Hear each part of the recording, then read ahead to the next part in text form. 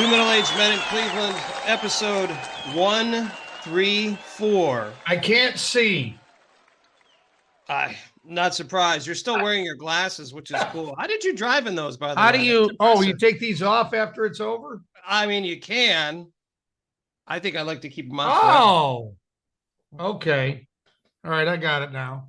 Well, we've all recovered, I believe, from the eclipse. Ken Dorsnick, Ted Klopp bringing you, let's just call it insanity for probably the next Yes. half hour to 45 minutes.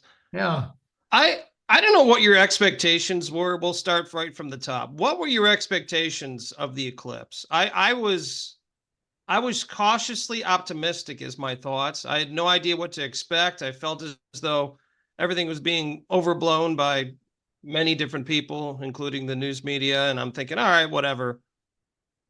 Here's my thoughts on this. It's one of the coolest things I've ever seen. That's it. I would agree with that. I was prepared to be underwhelmed, and I wasn't. So Same. I would it was pretty cool to see and to experience. And we talked so much about our kids on this show. Seeing their excitement was more than worth the price of admission. My oldest son, so we have 12, 11, and 10. Oldest son would come out every so often. So we stayed home watching it in our driveway. And so, about 2:00, one of the younger kids puts on the glasses and says, "Oh, wait, it's starting." And so we all kind of looked and we're like, "Oh, wow, look at that." And the oldest one is like, "Okay, yeah, I'll come back out when it's closer." And so every so often we'd be like, "You might want to come out." And he was like, "I'll come out when it's closer." My middle son, about 20, 25 minutes before the total eclipse, took my phone and made a 15-minute recording of, he was an on-the-spot reporter. Oh, impressive. Oh, yeah. Nice. Oh, hey, guys, you probably know why I'm here. The eclipse is going to happen. It's over my shoulder. And, blah, blah, blah. And so that was kind of neat to see it. And my youngest son was just very excited and, running around and that kind of thing. So it was cool to experience and cool to see the excitement of everybody involved in our family. How about you? Yeah, well, it was very cool. My kids were with their mom, and so they were in actually probably the best place you could be, in a field in No? Wadsworth, Ohio. What's probably the last place anybody's going to be at. I took it in Strongsville in a field, and I'll be honest with you, I didn't know what to expect. Yeah. I didn't know how people are going to react. I was worried about the animals. I read this news that the animals might go crazy. They might want to breed. I was concerned about that. That didn't happen. So, no, in all seriousness, I have never seen anything like that, nor will I ever see anything like that again. The whole light to dark thing and then back to light was wild. To be there in 3:00 in the afternoon and act as though it was midnight was amazing. And then to look at it, I took the glasses off. I imagine you and the kids and your wife did too. Took the glasses off when you had totality. When you had the totality, I mean, it was unbelievable. And then some of the pictures that I saw on social media that people took of the moon and how descriptive it was, it was awesome. And guess what? Yeah, we didn't necessarily need to use our phones. We looked at through glasses. We talked to each other. I mean, it was pretty cool. I will say it was worth the wait. Was there as many people in the downtown area as they talked about? I don't know. Luckily, I wasn't there. I didn't have to pay $80 to park my car, which was a huge bonus. But no, it was an awesome experience, and hopefully everyone had the same great experience as Ted and I did. Yeah, it was everything once in a lifetime was cracked up to be, and then some, and just An amazing experience. I was surprised with that little sliver of sun poking out, how bright it still was. Isn't that amazing? Yeah. I couldn't believe that either. Did you see any odd behavior? Well, obviously you were at your house, so both you and I both Well, I experienced mean, odd behavior. I think bystanders would say, look at those kids. But aside from that, um, Nothing. no, I mean, so I think I successfully annoyed my wife by playing Total Eclipse of the Heart during that period of time. And then when she got, the best part was she got me to stop, and somebody around the corner from our house had a giant speaker and started playing it. Of course they did. So that was a highlight for me. That is But great. aside from that, yeah, it was something. I didn't see any odd behavior. I did question the people that were driving around at that point in time. Yeah. I like literally we were in the experiencing totality, which I've been told I can't say that word anymore. Oh, you can't. We're Oh, done saying that. But right. why are you driving around? Where are you going Right. during this? So I don't understand that. This is something you'll never see in the next. Well, we'll never see it because I think it's 400 years until it happens again. Correct. But, what are you doing? I don't understand that. It was people are different. That's a good way to describe it. I at first I was not. I was like, why is there no school? You know, all that stuff. Yes. And then I was given the explanation, and it made complete sense. The whole, well, if your kids are on a school bus and people start stopping for the eclipse, Yes. that's very unsafe. Correct. So I was like, okay, I get that. All right, I'm on board with that. And then, as it turned out, I was really happy that they got to see not just the 4 minutes, but the whole, whatever it was, hour and a half, I think Yes. it was. Yes. You know, the lead up, the passing and whatnot. My wife did a really cool thing. She took her phone and put it on like time lapse.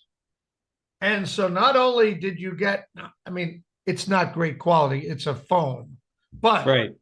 You can see not just the eclipse, but because it's on time lapse, you can see the sun move across the frame, which That's I thought awesome. was really neat. Yeah, that's really cool.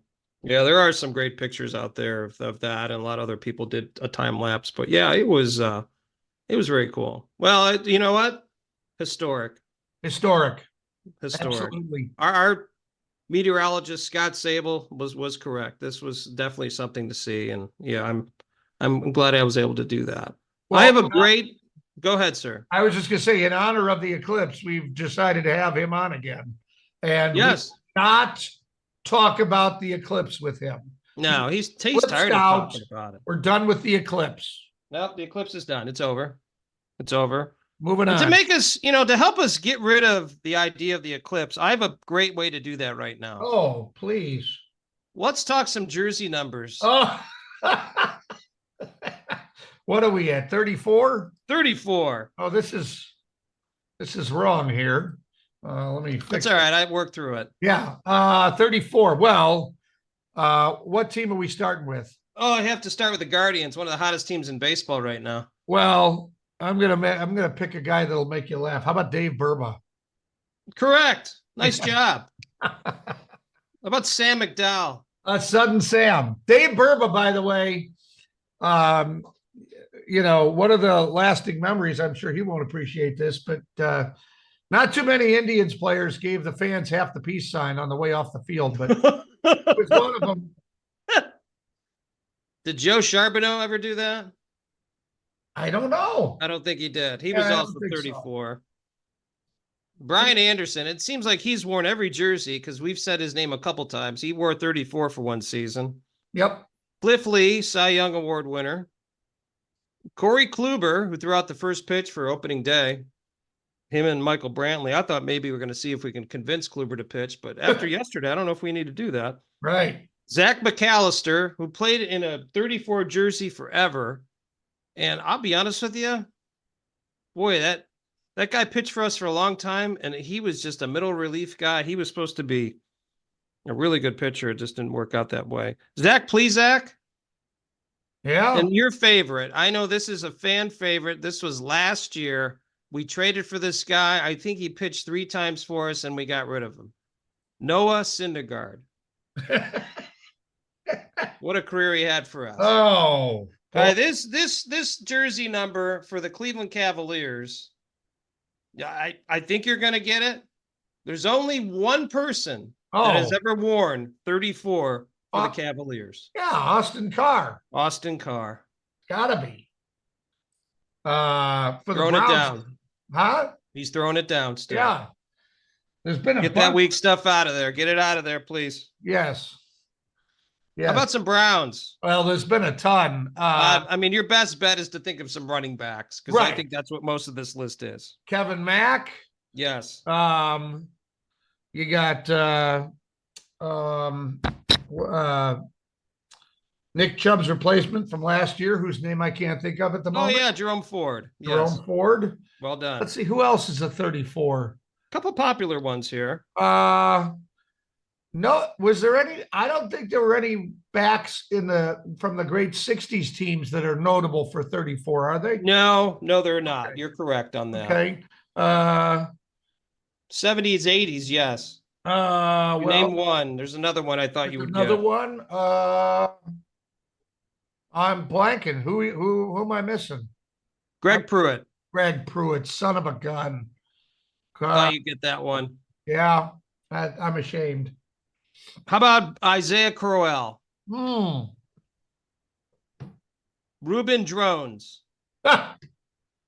Ben Gay. Carlos Hyde had the strangest career with us ever. Jeez. And then Lorenzo White. I don't remember Lorenzo White playing for us, but he did. He did it for us. You mean he ran Snow around. White? So that's those are our jerseys. The pretty good list today. I was pretty impressed with the 34s. That's surprising to me that there's only been one 34 for the Cavaliers. Just one, baby. That's all you need. You know, obviously he's the greatest player in franchise history, but that's kind of, you know, nobody, I guess, you know, because the franchise was so young when he grabbed it. Correct. And was so good, and then nobody ever took the number afterwards. Yeah. He wore it from 73 to 80. Wow. Still with the organization. So, yeah, certainly a fan favorite. Ted, I don't know if you want to talk about this now or at the end. I have some Cleveland news. Would you like to hear some of this? Well, go right ahead. I'm always up for some Cleveland news. So I know you're familiar with this because of your time at Channel 19, and I had to walk by this building every day when I interned there. I was thinking about that the other day. I worked a whole summer where I was working 4 days a week, and you know how much I got paid? Yeah, I do know how much you got paid. Yes, you do. Yes, I do. That's why you're laughing. Nothing. I am, yes. Every time I worked, I lost money because I had to park in a parking lot. Right. But when I would park in the parking lot, I would walk by the Greyhound terminal. Yeah. Did you know that was sold recently? No, I did not. Yes, the Playhouse Square Foundation has bought the terminal, and they bought it for like $3.3 million. What they're going to do with that, I have no idea. That was built in 1948, and there's 2.26 acres involved with that, which I didn't realize that either. Wow. I found that very interesting. Do you know, can you name the radio station that used to be directly across the street from the Greyhound station? You want to go with trivia? Here's some trivia. Oh, man. I'm going to go with WHK. A station that doesn't have the same colors as it did when it was across from the Greyhound station. Doesn't have the same callers. Doesn't have the same call letters. It doesn't have the same call letters. Yes. Oh, boy. Yeah. I don't know. I'm drawing a blank. WGCL 9 Oh, geez. Cleveland. I don't Yeah. think any. They're still going strong. Well, that's WNCX now. Oh, Cleveland's classic rock. Yeah. So I'd say they're going strong, but they moved Not the out of same. there. I remember the first time I was ever in a radio station, I got the opportunity to visit Phil Garner, who was a member of the morning team. He would do Yes. things like that. I got to meet him and talk to him. And I was, oh my God, was I fascinated. I couldn't believe that they're just in this small little building. And it made sense, but the most surprising part, the studios, depending on where they had a studio towards the inside of the building, but they had some studios facing the street. Yeah. The studios facing the street all had bulletproof glass hanging in front of them. Oh, no kidding. Right behind the glass, because they didn't want anybody to get shot while they were on the air. And yeah, I can believe it. yeah, how about Wow, that? that's crazy. Yeah. Interesting. So yeah, the Greyhound terminal is going to be, I guess, obviously it was still being used, by the way. Greyhound was still using that, which I didn't realize. Yeah. And so they're going to have to find a new location, I guess, here in the next year. I wonder why they maybe they made them. Well, it was sold to another group. Oh yeah, Made them enough and they can't refuse. that's probably what it is. It was bought by another group, but I think for just over $1.2 million, and then the Playhouse Square Foundation bought it from those people. So whoever bought it originally, they made some cash. Good for them. Yeah. And then another news about buildings being sold. Do you know the Tower City building was sold? What? Yeah. Wait a minute. What's the Tower City building as opposed to Terminal Tower? Are they the same thing? It's kind of the same thing. I needed to do more research, but this group called the Nadmar Realty Group bought it for $54 million. Huh. Now, the question I have, do you remember that guy that we spoke with way back when on our podcast? I'm not going to lie, it wasn't the greatest interview, where he was talking about buying a building. You're talking about the guy that was playing games online while he was talking to us? I think so. That was him. Yes. Do you remember what building he was talking about? I don't think it was the Terminal Tower. I thought it was the BP building or maybe the 55 Public Square building. I don't think it was the Terminal Tower. Yeah, I think you might be right. But so yeah, new group is now purchased that. So now, I found that, and they in all honesty, well, you got to remember that the Tower City building. I'm gonna make sure I'm saying this correctly. No, that's a different group. Never mind. Please strike that from the record. If we want to take credit for having on the guy who's now buying Terminal Tower, I'd say never let the facts stand in the way of a good story. Now, and here's the amazing part. We've done so well knowing his name. No. That's even that guy. Impressive. Yeah. That guy. Yeah, that guy. So yeah, some interesting Cleveland news. I thought you would like that. I know you have Klopp's clips today and all that, but I thought I'd bring up some. Oh, that's good news right there. Yeah. That is good news. What else do we have on the show? Oh, we have a lot of fun on this show. We have some fun to share in our out and about. We have an amazing story about a lost dog in good news, and a woman with an arrest warrant in Klopp's clips. And Ken, you won't believe what the warrant is about. That and more coming up. And now, a woman's perspective. How does a man show he's planning for the future? He buys 2 cases of beer instead of 1. This has been a woman's perspective.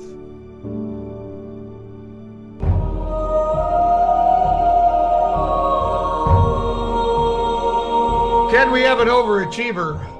I think we all overachieved during the eclipse on Monday, but that was pretty impressive. But this is another overachiever. An Illinois man is a new world record holder. Tony Pierano broke the previous record of 25,000 squats in 24 hours. I'm sorry? He broke the previous record of 25,000 26,000 squats in 24 hours. Oh my. Yeah, he did 26,100. So it wasn't like he did one or two more and just stopped. He started at 5 a.m., took 30-second breaks after each set of 22 squats. There are a few longer breaks in there as well. The record attempt raised money for the Marion County Horizon Center of Decatur and Mount Zion, and they help with housing, employment, and other resources for adults with developmental disabilities. So That's awesome. some good That is news really in there cool. as well. How many squats can you do in, let's say, a minute? Let's just start there. Boy, I don't know. Does that include like when I have to use the toilet, or are you just talking about That's just the in only kind general? of squat I can do. I mean, I think I can do, I would say 40 Okay. squats. 40 squats. Yeah. How about you? One. I don't One want to pull squat. anything. Yeah. That's all you need. Yeah. There you go. That is an overachiever.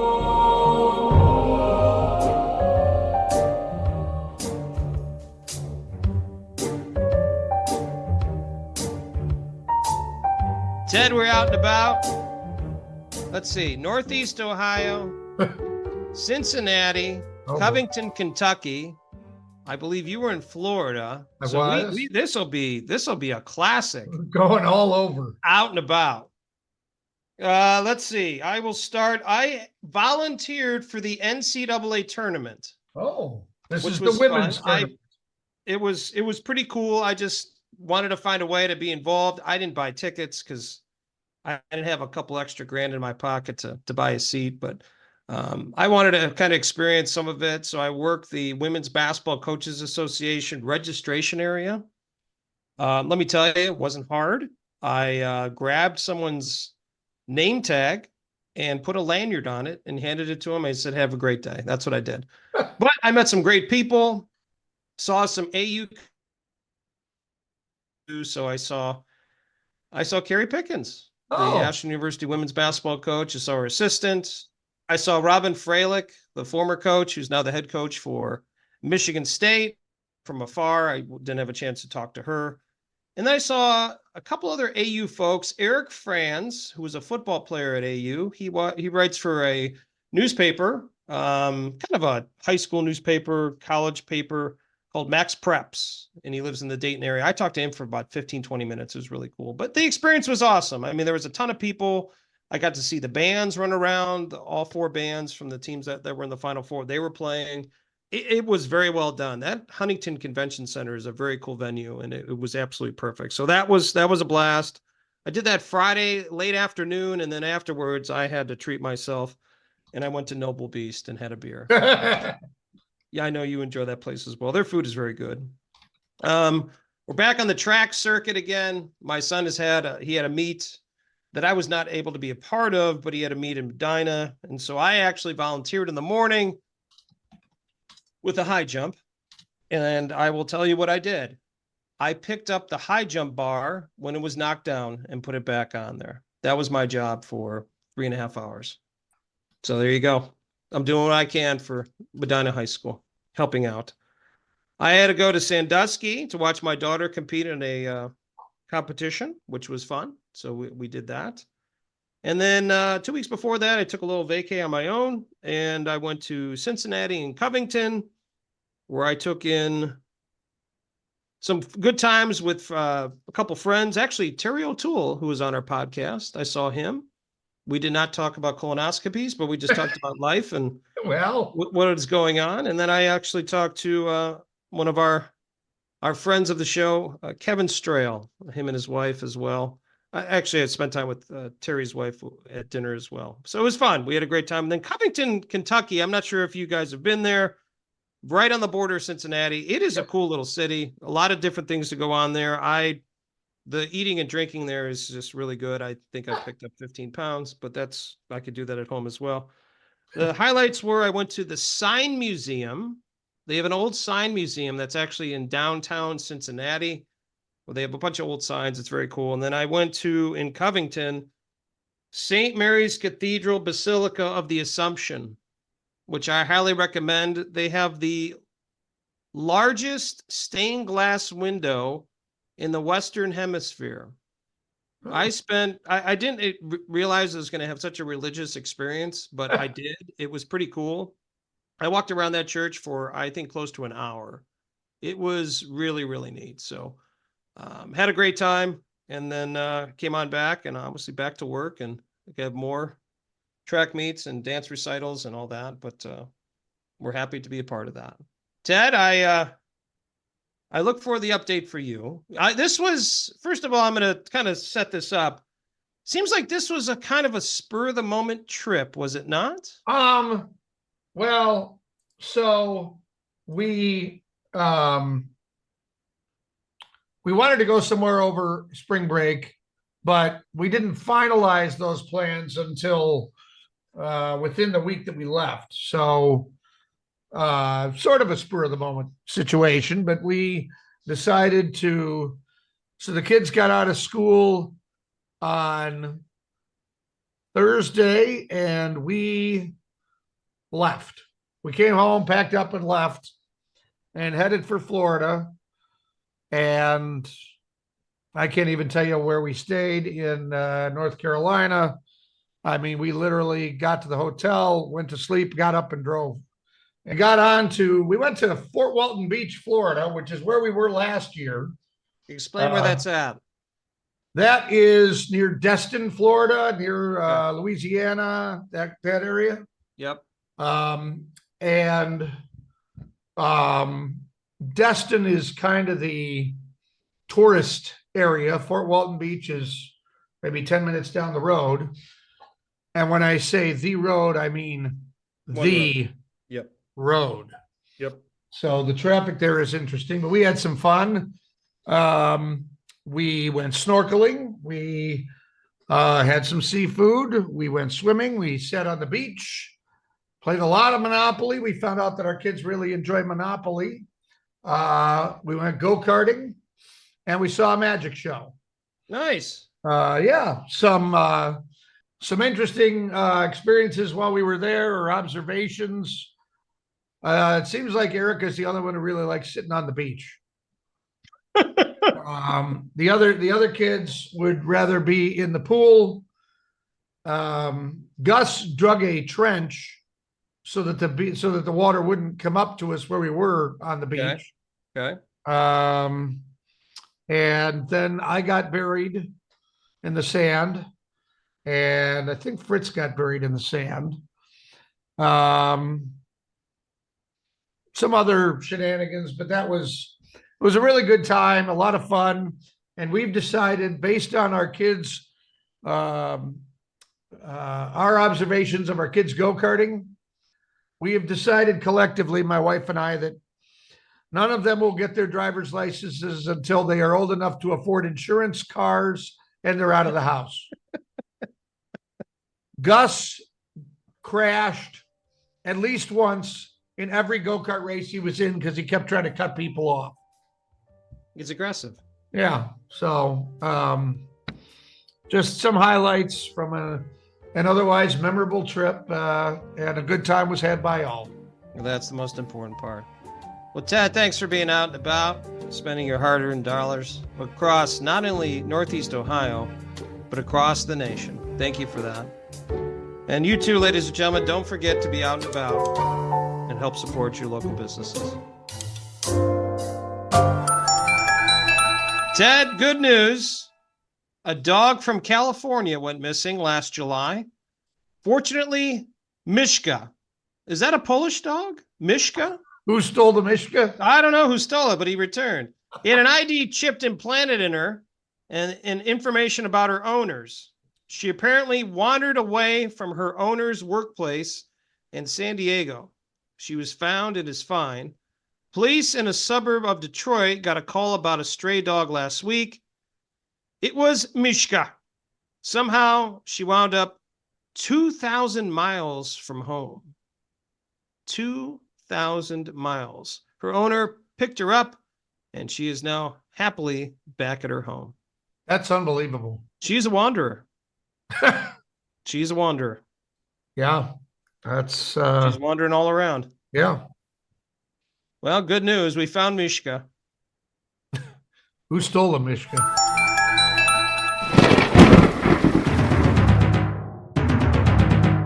Forecast Roulette with the official meteorologist of two middle-aged men in Cleveland, Fox 8's Scott Sable. Forecast roulette. Don't have to say why, but we have the meteorologist Scott Sable from Fox 8. He joins us. Scott, spring's coming up. Obviously, we've talked to you about some of your activities. Any things you hope to do differently this spring, as opposed to others? I hope to play golf better. Wow, that's a great one. Wow. I hope to enjoy it, but I hope the time goes by slower in spring, because it seems like trail walking. Do you do any trail walking or anything like that? I mean, we have all these wonderful parks in Northeast Ohio. Yeah, out in Medina County, I know there's a lot out there. Especially when it starts greening up a little bit and you can actually see color. That's always fun to do. Yeah, especially go on hikes. Go down to the metro parks. A lot of hiking in Peninsula. Down there and along the river, the Cuyahoga River. There, grew up around there in Hudson. So so definitely getting outside and enjoy the weather. I know. I want to ask this question, Ted. This is a little offbeat, but why not? It's our podcast. Do you ever hang out with the other weather people from other stations or the people at your station? Do you ever socialize and say, "Hey, I'll meet you up at such and such, and we'll talk about weather"? Does that ever happen? We'll talk about weather. We'll talk about the cumulus clouds. Not really much anymore. Only because we do so much live news now.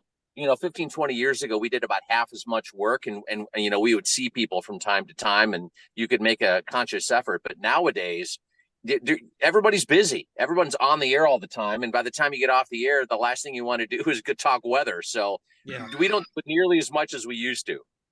Fair enough. Sounds like a fireside chat. Let's go talk weather.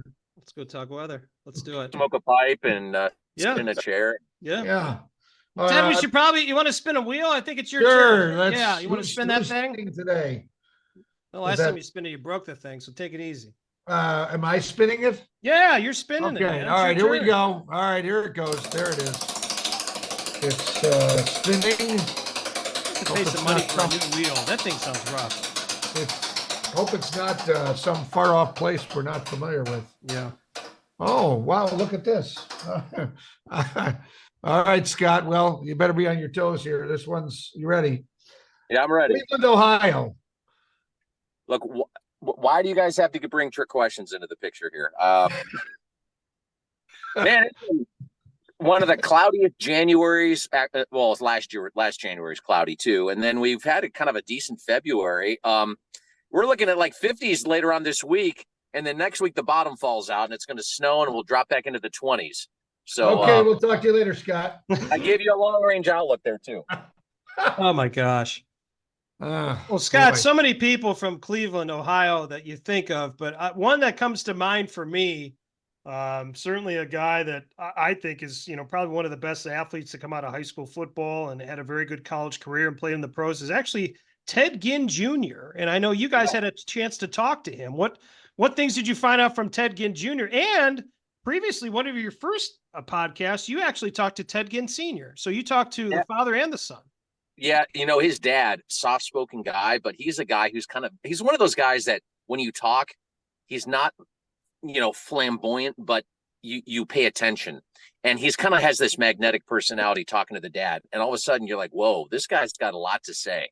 And just a guy who is so influential, and he influenced his son. His son said, I wanted to, when I was in the NFL, you kind of think you're a big deal, but my dad always kept me, kept me grounded. And he'll always tell me if I screwed up on the field, like, this is what you should have been doing. This is what you need to do. Just a fantastic, both of those guys, just fantastic guys. Anything interesting that you learned from Ted Ginn Jr. you didn't know before you had the podcast? Ooh, when he moved back home, he was living in his parents' house before he got settled. And then, yeah, exactly. Oh, wait. By the way, guys, you joined the other episode. They dropped food off. My brother's right here. If you'd like to say hi to my brother. Oh, of course. yeah. John, great to see you. Did you eat all of Scott's food with your father or no? It was a pleasure to eat all of his food, and it's like a tradition unlike any other. I used to do it as a kid, and now I'm doing it as an adult, so it tastes There you so much go. better. Okay. Well, I mean, John, since we have you, I mean, it's not too often we actually get two brothers. What's the most difficult thing working at the same station with your brother? I'll step off and let you go. Ooh, I mean, how much time do you guys have? There's just so many. I think it's when you look back at his tenure there, he's built up quite a rapport in his meteorology and his weather forecasting. So I can't ever top that because he got the brains in the family. He's the smartest of all 5 of us siblings. But I got the looks, and I got the athleticism, and I got the hair, and I guess that's all that matters. Oh, The wow. hair is the most important. The hair is very key. Yeah. Yes. You have any Look. response to that, Scott? Look, all I got to say is I'm hungry, I'm tired, and I'm really cranky. And this interview might go short. Yep. We get it. We've been told, and we know your attention span is pretty small. So Yeah, I was Very just small as I get older. Yeah. appreciate I think I'm that. losing attention right now Yeah, to this. very true. Well, John, thanks for joining us as well last minute. And once again, on a serious note, really enjoy the work you do on Fox 8. I think you do a phenomenal job. I follow you on X. You have to call it X now. It's not Twitter, it's X. And I really enjoy all the stuff you put on there, and really enjoy your guys' podcast. It's really different. You talk to some great people, and hopefully you guys have some more great guests. I know Rocky Calavito is one of your guests down the road here. You just talked to him here recently, and really appreciate all the hard work you're doing. Ken, thanks so much for the kind words. It's fun to be back home, and joking aside, I know Scott and I don't see a lot of each other at work, but when we do, it's always kind of fun. And the podcast is kind of, ballooned up to something fun that we do. And it's a shared interest that we have with Cleveland sports history and stuff that we grew up with our dad and growing up here. So we enjoy doing it, and we appreciate you guys' viewership on TV and on the pod. Very cool. Scott, I know you've lost attention. I really, do you have any other words before we let you go here? I have 0 words. Okay. I noticed that it's odd, every city that the forecast roulette wheel landed on these last few episodes since we brought you back on, they all seem to relate to guests on your podcast. I wonder how that happened. I don't know. I mean, it could be like, it could be just, I don't know, the trick table. Like people trick out their. Yeah, exactly. Well, it's a WD-40 that you got. Is that what it is? Okay. Right. That stuff that you have on the shelf behind you there, next to your Ming Dynasty statues or Legos or whatever. Yes, I'm working on that. Classic. Oh boy. All right. Well, Scott, thanks for your time. Good luck. No Hopefully problem, the guys. groundhog Thanks keeps for you having fine, and good luck. Thanks again for all your weather forecasting. Thanks, guys. Have a good one. Forecast Roulette with the official meteorologist of 2 middle-aged men in Cleveland, Fox 8's Scott Sable.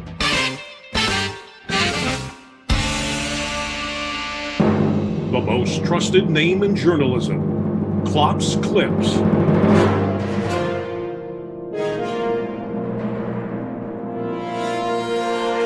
Here we go, Ken. A Pennsylvania man had a vasectomy last week. That's how a good news story starts. That's not the interesting part, though. No, you might recall that the East Coast was hit by an earthquake last week. It happened 10 minutes into the 20-minute procedure on Justin Allen. He said the whole room started shaking and the surgeon stopped. The doctor said, "Is that an earthquake?" Allen thought it was a joke, but eventually figured out it wasn't when the doctor laughed about how nobody would forget where they were when that happened. The surgery, by the way, successful. Good for him. He's just unlucky. A porch pirate in California went farther than most to commit a crime. Omar Munoz was, he got a notification that a package had been delivered to his house. When he got home, there was no package there. He checked the security camera footage, It turns out a porch pirate wandered out of the porch in a trash bag. Guy was in the trash bag, wandered up, grabbed the item, and waddled away. All of that effort netted the guy an item worth about $10. No suspects yet. I wonder what it's like to be the brother of Anthony Munoz, the greatest offensive lineman ever to play football. Oh, boy. A Toronto woman has a new way that she's using to meet men in bars. Michelle Arshad got a stamp made, and now when she sees a guy she likes, she walks up, asks to see his hand, and stamps him. She calls it an interesting icebreaker. The stamp says, "You're cute and I'm cute. You should hit me up if you're single." It also includes her Instagram name. She says she's gotten a free drink out of the deal so far, but she actually met her current boyfriend at the gym. Well, it's a great place to go. Hopefully it was plenty of fitness. Yes. Yeah. That's my favorite place. That's probably what happened using the arm machine. Has anybody ever stamped you at a bar? I can't talk about that. Okay. The only time I've ever been stamped is to get into the bar. What, the blind pig? Is that what you're talking about? Any of them, yeah. The blind pig? Yeah. Yeah, sure. Got to show you're 21 or you've been checked or whatever it is. Yeah, okay, let's have this conversation. When's the last time you've been checked with your ID? It's a long time for me. I'll leave it at that. You don't have to answer that. Yeah, thank you. There's an arrest warrant out for a Texas mom. That's because she didn't return 2 library books on time. How dare she? The books are valued at $60. Her current court bill is almost $600. Oh my. Found out about the warrant when she couldn't renew her driver's license at the BMV. She has met with a judge, telling the judge that one book was returned and the other was late due to a difficult pregnancy. The judge was less than sympathetic, telling her this is like stealing from Walmart. Kaylee Morgan has raised more than $1,300 through a GoFundMe, though, and plans to get the whole thing removed from her record. Oddly enough, she hasn't heard from the court since publicizing the situation. Well, that's interesting. Huh. Imagine that. That's interesting. You think the courts maybe have something better to do? Yeah, it seems a little extreme for not returning a book. Not returning a book. Sports, some scores: 4-2, 5-1, 8-0, and 6-3. I'm Ted Klopp. That's news to me.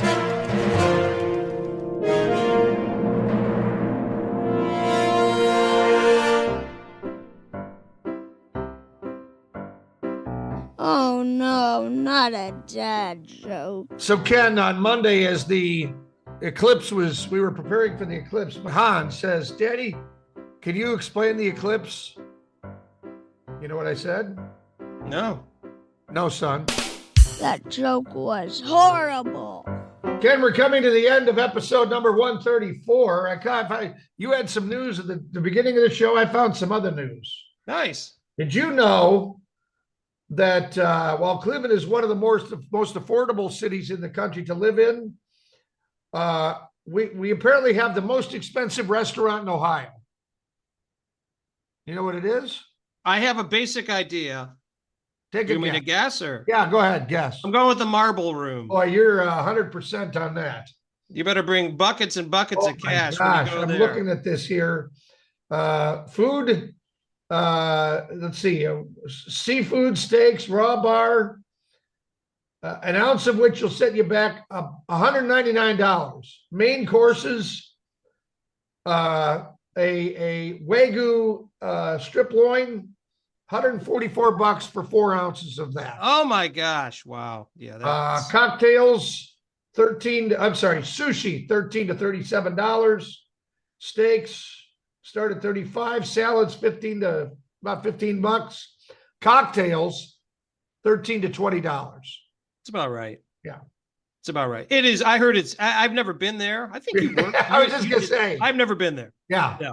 That's out of your price range. As Kevin Hart says, you have a financial lane. My lane is nowhere close to that. Yeah. We're not there. Yeah. Yeah.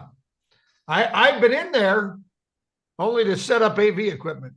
Yeah, there you go.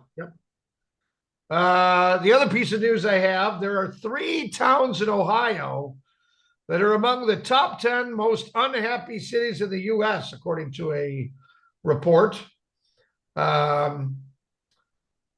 This is the top, I guess, 200 out of 182 cities. Do you want to guess the most unhappy cities that Ohio has on this list? Lodi. No. Oh, Savannah. No. Savannah, Ohio. Olena. Keep going. No. All right. On a serious note, sorry. I'm gonna go with big cities. Yes. All right. I'm gonna go with Toledo. No. Huh. Now, this report, just so you know, this report was the happiest cities. There's 182 ranked, and 3 Ohio cities are close to the bottom, so they'd be the. All right. I'm gonna go concerning what our podcast is named, Cleveland. Right. 181 out of 182. You know who beat us? Cincinnati. Detroit. Oh, Detroit. Okay, so we have Cleveland. I'm trying to. I mean, you were right on. I'm sorry, you were right on Toledo. Toledo is 176. Okay, it wouldn't be Cincinnati. No, it wouldn't be Cincinnati. Columbus. Slightly smaller city. Dayton. No, close. Big A, Akron. Oh, Akron. Okay. Yeah, 173. Do you feel unhappy when you go to those cities? I don't. Well, I'm always unhappy, but there's 3 reasons for that. That's for a different podcast. Yeah, that's a different thing. That's a different podcast. Right. So Hey, yeah. Ted, I forgot to mention on my out and about. I had to throw this in. I didn't mention Dingus Day. I took in Dingus Day. Can we say Gordon that Square. on the podcast? I thought this was a family show. No, the actual event. I took in the Dingus Day, Gordon Square. I saw DJ Kishka, who was on our podcast. I saw, actually not at Dingus Day, but on the NCAA tournament, Jen Brastovich. I did see Jen, who from Destination Cleveland. Didn't have a chance to talk to her. She was walking around with, I believe, as an astronaut. That or someone who's dressed up like one. Who had the blue suit on and walking around. I was like, you know what? I'm not gonna do this. Did she holler lift off at any point? No, that didn't happen. Okay. So, okay. that's what I got. Well, It's been a next busy time week. next time we have her on, we'll have to ask about that. We will. Yeah. Certainly will. All right. Well, Ted, thanks to Scott Sable. He was our only guest. And a lot of us today, which I think people will enjoy because it's foolishness. And it's just Ted and I being Ted and I. Yeah. Best of luck to the Guardians as they start to play real teams as opposed to the Chicago White Sox and the Oakland Athletics, who don't even know where they're playing in a couple of years. So, but thanks to our listeners. Hope you had a great week. Enjoy the weather. And don't forget, we're just 2 middle-aged men in Cleveland. 2 Middle-Aged Men in Cleveland is sponsored by Westminster AV, custom audio-visual packages for all occasions.